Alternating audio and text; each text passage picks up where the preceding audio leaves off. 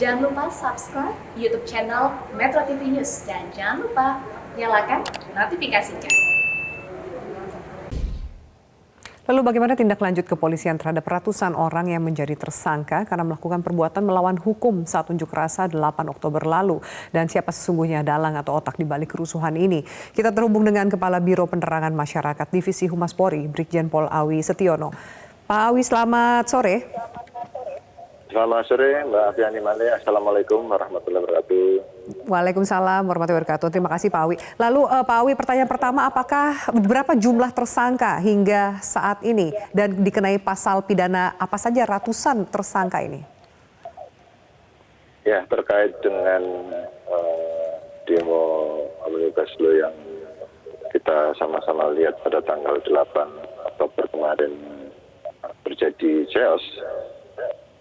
Memang ada sekitar 5.918 orang telah diamankan, kemudian 167 dilakukan proses penyidikan, tentunya yang lain balikan kepada keluarganya.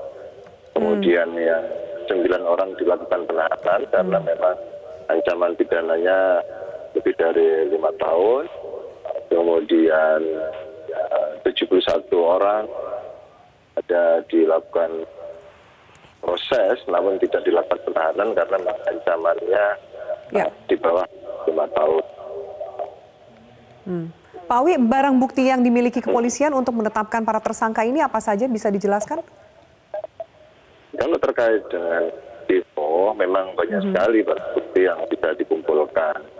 Yang jelas fakta-fakta hukum di lapangan kita bisa semua kumpulkan terkait dengan misalnya batu-batu yang dilemparkan, tongkat, kemudian bom molotov, kemudian CCTV, kemudian termasuk hasil liputan-liputan rekan-rekan di lapangan itu dia jadi barang bukti di lapangan. Latar belakang para tersangka ini apa saja? Siapa saja mereka, Pak Awi? Beberapa tersangka memang latar belakang berbeda-beda ya. Mulai dari ada mahasiswa, kami catat mahasiswa ada 29 yang jadi tersangka. Kemudian ada juga pelajar, ada juga masyarakat, buruh, pengangguran, bahkan yang lain-lain pun juga ada. Tidak ada pekerjaan. 71 orang yang tidak dilakukan penahanan, apakah mereka harus wajib lapor atau sudah dibebaskan, dikembalikan ke keluarga? Yang 71 dilakukan wajib lapor, karena memang ancaman pidananya tidak bisa kita laksanakan penahanan. Sejauh ini ada beberapa informasi, ada demonstrasi hari ini dan juga mungkin akan juga berlangsung esok hari. Bagaimana jaminan keamanan bagi masyarakat, Pak Awi?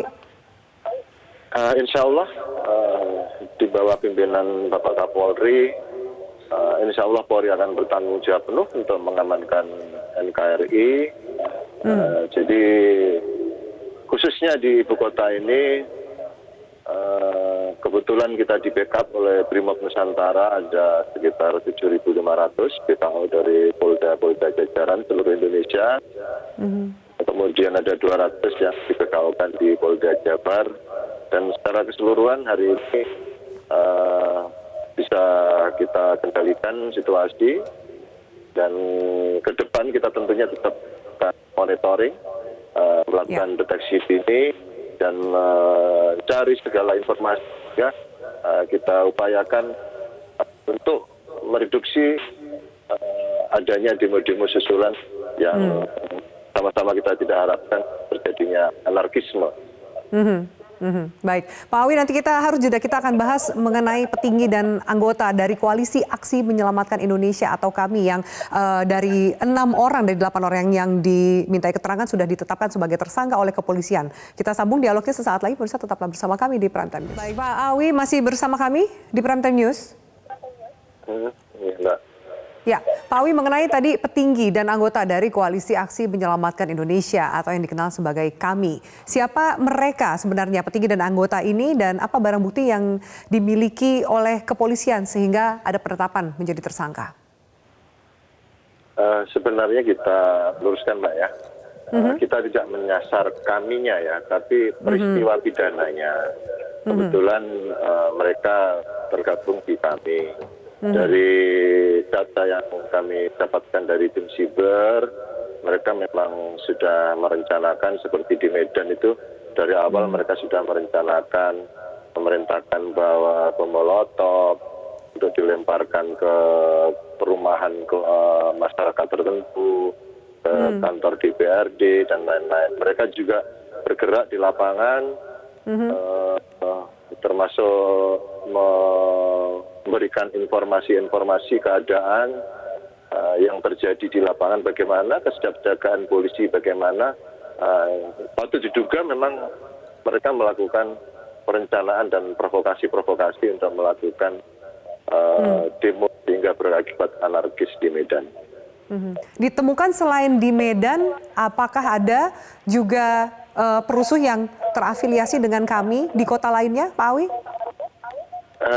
Jadi sementara ini baru 2 kota, di Medan dan di Jakarta. Dan di Jakarta tadi pagi, dini hari pukul 04 dan 05, tim Siber Baris Krim Polri telah menjemput 2 tersangka. Kemudian yang 2 lainnya sudah terdahulu tanggal 10 dan tanggal 12. Hampir sama motif-motif, modus-modus mereka ya, modus-modus mereka melakukan provokasi terkait dengan demo yang berakibat anarkis tersebut, dengan ajakan-ajakan, kemudian provokasi-provokasi, ujaran-ujaran kebencian yang bersifat sara, sehingga patut diduga memang akibat yang ditimbulkannya itu karena memang selama ini apa yang disampaikan di medsos berakibat terjadinya demo yang anarkis. Dari para tersangka yang terafiliasi dengan kami, apakah mereka melakukan tindak pidana itu inisiatif pribadi atau ada perintah atau kemudian suruhan dari orang lain? Masih didalami Mbak ya, tapi yang sudah mulai pemeriksaan beberapa waktu yang lalu kan Medan yang lebih duluan. Memang ada terorganisir betul dari sana, memang pimpinan-pimpinannya itu merencanakan. Pengembangannya apakah kemudian akan dimintai keterangan dari pihak kami sendiri, Pak Awi? Tentunya sangat tergantung dari hasil evaluasi pemeriksaan yang ada di Medan dan di Jakarta, apa ada benang merah kepada organisasi tersebut. Pak Awi, sebelumnya Menteri Pertahanan Prabowo Subianto juga menyatakan ada dugaan campur tangan pihak asing. Sejauh mana informasi yang diterima atau mungkin penyelidikan dari pihak kepolisian lebih jauh mengenai statement ini? Kami belum bisa tanggapi hal tersebut, Mbak, karena memang penyidik sekarang sedang bekerja, masih di lapangan. Tentunya bagaimana nanti hasil pemeriksaan tersangka, kemudian teman-teman kami juga masih ada di lapangan. Kita juga sama-sama tunggu nanti apa ada penindakan berikutnya, tentunya nanti kalau ada ya akan kita sampaikan. Makanya dari tadi siang pun kami juga sampaikan kepada teman-teman wartawan, saya belum bisa sampaikan data secara keseluruhan terkait dengan kasus penangkapan beberapa tersangka tersebut, karena memang kami menghormati teman-teman reserse di lapangan, tim siber sedang bergerak dan melakukan pemeriksaan-pemeriksaan. Pak Awi, kalau dari ratusan tersangka yang disidik lebih jauh oleh pihak kepolisian, apakah sudah ada kejelasan mereka melakukan kerusuhan, menyusup dalam demonstrasi ini karena suruhan atau bayaran pihak tertentu? Ya, yang terjadi memang alasannya banyak yang terprovokasi dengan pemberitaan-pemberitaan di medsos, ajakan-ajakan berdemo. Itulah yang mengakibatkan mereka sehingga melakukan demo dan berakibat anarkis. Namun demikian tetap polisi akan mendalami terkait orang-orang yang ditangkap pada saat demo tersebut, sehingga kita tentunya bisa tahu siapa orang-orang yang di belakang para pendemo yang mengakibatkan anarkis tersebut. Ya, apakah ada kemungkinan tambahan tersangka, Pak Awi? Saya tidak mau mengandai-andai.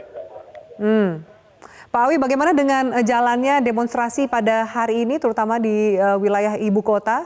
Sejauh ini informasi apa yang bisa dibagikan kepada pemirsa kami? Sementara ini kami belum terlalu banyak update, tapi yang jelas polisi sudah bisa mengambil situasi sehingga pendemo sudah kita dorong, kita bubarkan, dan alhamdulillah situasi secara umum kondusif. Baik, terima kasih Pak Awi Setiono atas informasi dan juga diskusinya di Prime Time News.